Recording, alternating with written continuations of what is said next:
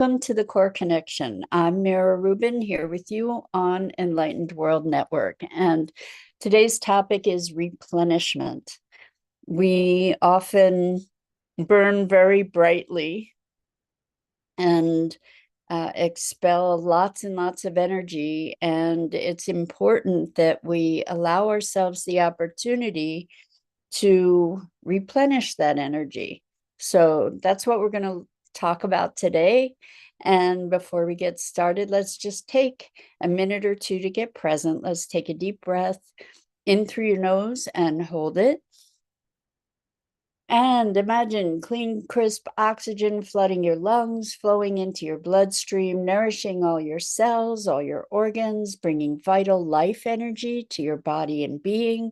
And as you exhale, exhale any tension, negativity, fatigue. And now let's take another deep breath in through your nose and hold it. This time, imagine brilliant, bright light lighting you up from the inside out, illuminating, electrifying, and energizing all your cells, your molecules, your electrons, creating a brilliant beam of light and energy from your heart out into the world. And as you exhale, exhale any remaining tension, stress, negativity, fatigue. And now let's press our palms together. Vigorously rub your hands together to feel the friction, the temperature, the pressure, the motion, the tickling and tingling as you stop. And allow all those sensations to bring you present right here, right now, into this remarkable physical form that enables us to experience life. Welcome, welcome, welcome. So we're talking today about replenishment. And it's interesting because yesterday I talked to a number of people where this really was a theme that I noticed in retrospect, where we are energetic beings, and to allow ourselves to recognize that and to be respectful of it in terms of expending our energy and how we do energy management, so to speak, is a really important thing, because we can easily put ourselves in a position where we can burn out. And so there was one particular client I was speaking with yesterday who has been on a tear with just incredible creativity and generating all kinds of new concepts, and just has been on almost a manic kind of role, where there's been just such an expenditure, an outpouring, an expression of energy. And while this is wonderful, it struck me viscerally yesterday as a candle or a sparkler. We've all seen these sparklers that just are sending out all this brilliant light in kind of a frenzied energy. And what happens to sparklers is that they end up just fizzling out. And so it was very clear to me that this person, in order to best maintain their energy and really serve their intention, needed to find a space to regroup and to rebalance and to replenish. And what came up was working with the energy of the solar plexus. That's sort of our seat of power, right? And what can happen when we're energetically engaged is we're outputting, and becoming, there's not the opportunity necessarily to be revitalizing. So to concentrate the energy, because there's this dispersion. We want to be able to concentrate that energy also and replenish. So in focusing for this person, in focusing on their solar plexus, it was really, really interesting how the pace calmed down, because it's been sort of this frenetic outpouring, this super energized expansion. And in focusing on the solar plexus, it just was able to calm and come into a calming rhythm and more of a consolidation from this diffusion of energy into a consolidation to create the coherence that was more centered and balanced.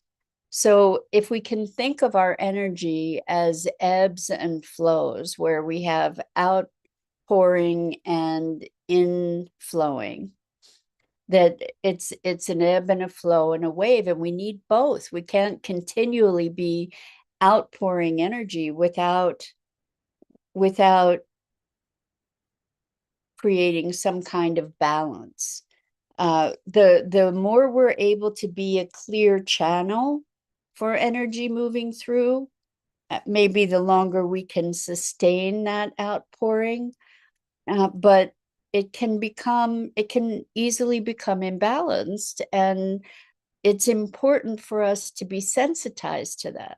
So that was one example of energy that needed replenishment. And then I spoke with another person who was talking about a interactions with a friend that they ended up feeling really, really drained and needed to replenish their own energy. And what's interesting about this is that the dynamic was actually quite different. In this particular situation, the person who ended up feeling drained was kind of containing themselves in this relationship. So the interaction, it wasn't a free exchange of energy with this friend. It was kind of a containment. And it took a lot of energy to be in that containment and in sort of a self monitoring. I think a lot of us are familiar with the experience of self observation, maybe being vigilant about our own behavior, how we're interacting, constantly being self-referential in an interaction rather than actually being engaged in the interaction, where we're very self-conscious rather than, it's kind of the phenomena, not the phenomena, but the dynamic when you're in a conversation with somebody and you're not so much listening to them as waiting to say what you want to say. It takes a lot of energy, and it's also not being fully engaged. Good morning, Shosha. So great to have you joining us this morning. Welcome. We're talking about energy management, actually, and the need for replenishment.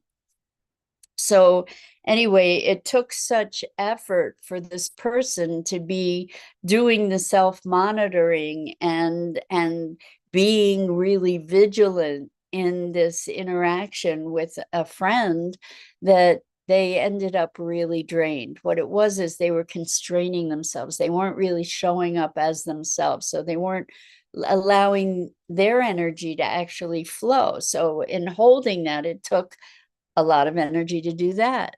So they needed replenishment after interaction with this other person. And then the third example was someone who had gone through a very prolonged, intensive period of exertion in school, really pushing for a couple years in school to be focusing and succeeding in school, and it took a lot from them, and it's not been a very long time since they were finished school, and this person has a very sensitive, we could say, metabolism, um, being, and they are really recovering from this incredible stint, and there are external expectations of performance. In other words, it's like, okay, now you graduated school, get to work. But what is actually being called for this person is to be rebalancing and consolidating and healing, replenishing themselves. And I think that culturally, in our push for performance, we often neglect our energetic need to replenish ourselves, to recoup, to recover. And we all have very differently tuned energetic systems. And I've noticed at different times where I am much more sensitive to stressors than other times. When I'm feeling coherent, when I'm balanced and centered, I'm more resilient. I can respond better. I can weather stresses more readily. And then there are other times when, we're on our last nerve, so to speak. And in those times, it's important to give ourselves the grace to calibrate to that energy and to be respectful of it, to be honoring it, to monitor it, even though culturally we're conditioned to push, push, push, push, push, because we judge ourselves by externals, or externalities. We judge ourselves by what did we produce today? What did we do today? What did we accomplish today? And Shosha says, so interesting. As I awoke feeling so drained and exhausted, although I slept well. So, yeah, interesting that we're talking about energy today, right? So when we're drained and exhausted, we often fight against it. The thing is that there's so much going on. There's so much information. There's so much change. There's so much of an energetic roil, turbulence. And some of us are much more sensitive to that than others. And not to mention what might be happening atmospherically and barometric pressure and, solar flares and who knows what else. But there are many, many things that are going on that are influencing our energy. And I think if we become more attentive to it and more respectful of the fact that we really are energetic beings and that we attend to our energetic wellness more deliberately, I think will make a big difference in not only our experience of life, but in our ability to be a contribution to life, in our ability to function, in our ability to forward those things that we're engaged with and committed to. And also to be able to provide ourselves with clarity, or the condition for clarity of thought and response, to provide ourselves with a condition for presence, which is what it all comes down to anyway, is creating a condition where we can be more and more present, so that we can be more and more responsive to the calls of the moment. So this notion of exhaustion, we often consider it to be something that is a physical circumstance, right? That my body is just exhausted. And it's important also, I think, to recognize that we are a system, that each of us is a system that has physical, mental, emotional, spiritual aspects that are all deeply intertwined. And that any of those aspects, and every one of those aspects, influences our energetic experience, because we are energy. And this is a concept. Years ago, I would have said that's just like so woo woo, right? But,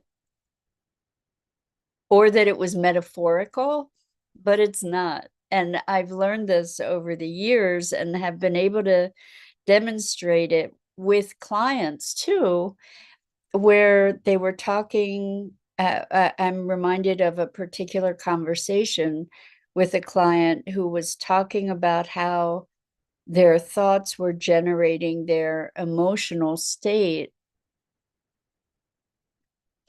And I contend that emotion is energy, that there are maybe different energetic patterns for that accommodate different emotions. And so this person was saying that it was their thoughts that were creating the emotion, and that it was through their thoughts that they could release the emotion. And I don't argue with that. That's certainly one way in. But I said, we can approach it energetically without the story. And it was really interesting to do that, to be identifying the experience, the physical experience, the energetic experience of the emotion. And by being present to that experience and a representation of it, this person was able to dissipate the emotion. So how that works is, for instance, to say, well, I feel really agitated or anxious, for example. And then to say, okay, well, where in my body am I experiencing that anxiety? And a lot of folks have a really hard time with identifying where in their body they're having this experience. Oftentimes it's like all over. Okay, so what if you were to characterize that experience and create an image that would represent it, what might it be? So maybe it would be like wires that have sparks coming off of them, whatever it might be. And then the idea is to interact with that representation, to observe the representation, to just be present to it, no story, notice these wires that are sparking, and then feel into the body to say, well, is the experience that I was calling anxiety changing at all? Is it shifting at all? And most often what happens is that it reduces. And then what's happening with the sparking wires? Well, there's just an occasional spark now. or the wires change color, or something changes about the visual representation, the imaginal representation. And I'm saying imaginal deliberately because it's not just imagination, it's sort of a liminal space, an in-between space where it seems like we're making something up, but it's actually connecting with our consciousness. So in this imaginal space, the representation of the anxiety is changing, the experience of the anxiety is changing, and we can go back and forth to say, okay, now what's different? Not trying to make the image different, but just being present to it. And what I have discovered, and this is important for energy regulation, what I have discovered is that when we allow ourselves to be present, whether it's physical pain, emotional experience, physical sensation, even thoughts, when we allow ourselves to be present to these experiences as an observer without judgment, without creating stories, without trying to exert our will to change it, what happens is whatever that was starts to change on its own. So the anxiety starts to lift, or the fear maybe changes to sadness. And then we do the same process with the emerging emotions. So if there's sadness, it's like, okay, so where's that in your body? And what would that look like? And just being present to it, or what would it sound like? Or how would you characterize that sensation? And the more we're able to just be present, no judgment, no story, just allowing, what happens is that the constraints that are holding that experience into place, which is often our resistance, right? Like if it hurts, I'm going to pretend it doesn't hurt and it'll go away. And that doesn't actually usually happen. What happens is it drives that experience deeper. But when we allow ourselves to just be present, to allow the thing to be observing, not to be making stories, not to be judging ourselves or the experience, then it changes. It's kind of like undamming the river so that that energy can flow. And so back to the conversation about this person who was saying that it was their thoughts that was creating the emotion or the energetic experience. Sometimes it's the energetic experience itself. You know, sometimes we have these emotions that show up out of nowhere. We don't really understand what happened to bring up this emotion. And then instead of trying, because I've always been in the past someone who's trying to figure it out, you know, it's like, what's that about? So I'll go and I'll make up a story to justify that emotion rather than just saying, wow, I'm experiencing an emotion, or I'm experiencing this intense experience. I don't have to find a reason for it necessarily. And there may be a reason.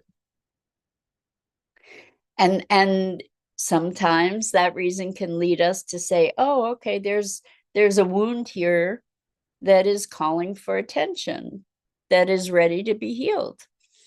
So when these emotions come up, I say, if it's coming up to heal or to dissolve. It's coming up because we're ready to address it. And so again, we're circling back to this notion of replenishment, where we can end up getting out of balance if we're constantly outputting and we're not allowing for inflow, for replenishment. Then we become dissipated and deficient.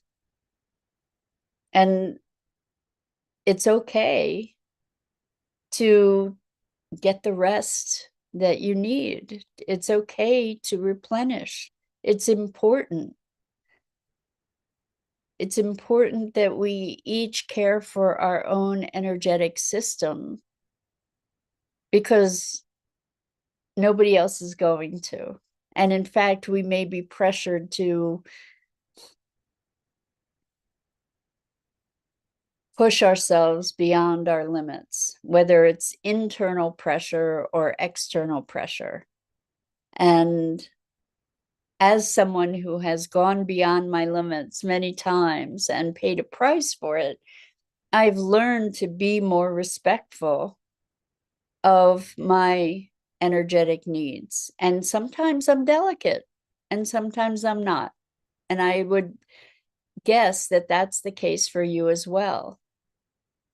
And to be willing to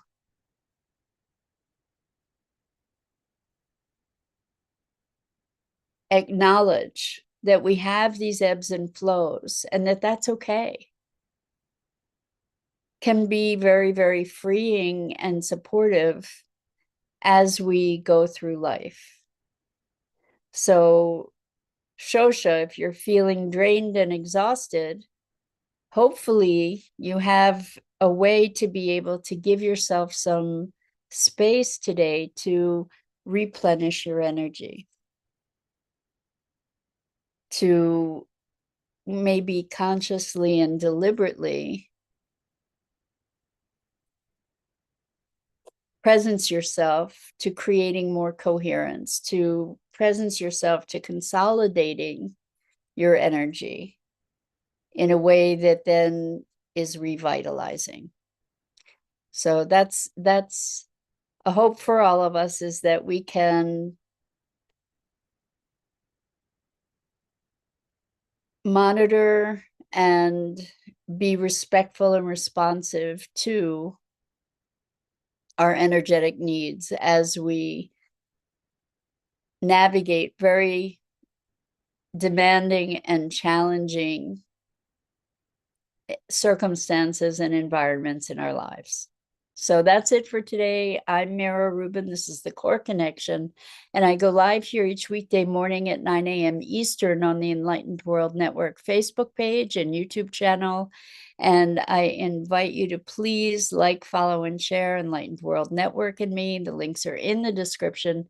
And Rosalind says, taking time to breathe throughout the day, taking in prana, exhaling unused energy. Exactly. Thank you. Thank you all for joining me in these morning musings on what it is to be human. It's a privilege and a pleasure. And until